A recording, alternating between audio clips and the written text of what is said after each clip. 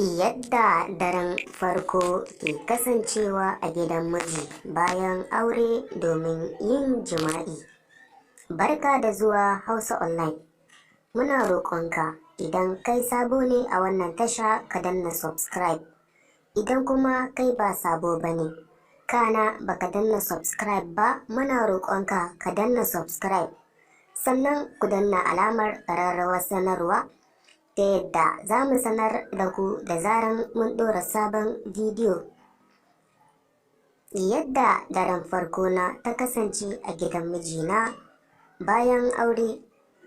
Tun ana saura wata uku aure na nake ta shan magani, duk wani abu na gyara da ake yi na aure na yi sosai kawai wai don in rikita angona. Har saura sati ɗaya bikin, wata ƙawata da ke Sokoto ta turo min wani haɗi na fruit da garin magani. Shi ma na aika da shi cikina na shanye na sati. Ranar tarewa, ranar da aka kai ni gidana na tsumu iya tsumuwa.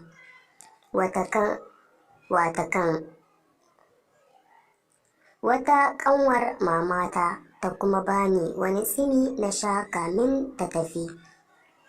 'Yan rakiya suka rako min angona Usman har ɗaki suka gama barkwancinsu. Ya raka su suka tafi. Ya dawo ɗaki ya same ni. Ya hau zizara min kalmomi masu daɗi. Da yake kuka nake yi har na shiru. Ya sa ni na yi alwala muka yi sallar isha da nafilar ma'aurata. Ya kama goshina ya min addu'a.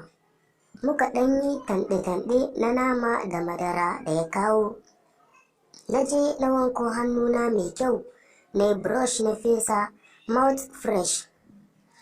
To anan fa an zo gurin.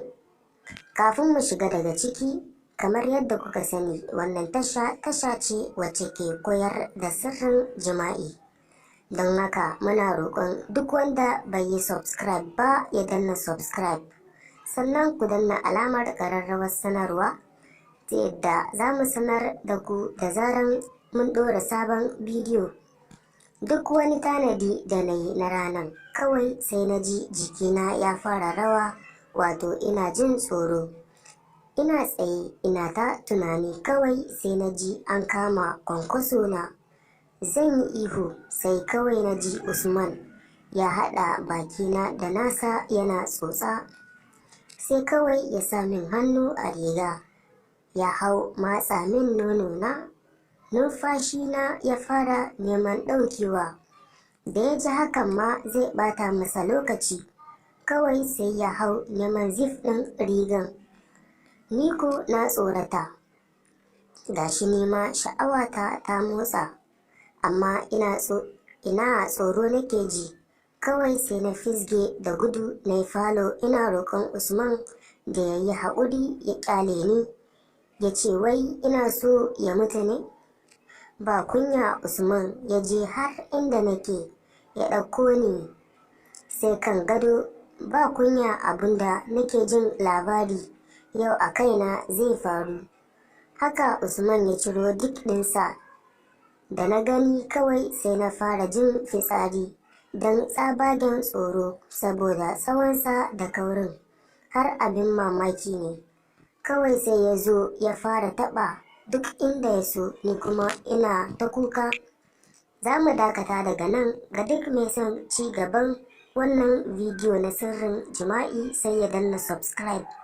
Sannan ku danna alamar ƙararrawar sanarwa ta yadda za mu sanar da ku da zaran mun ɗora sabon bidiyo.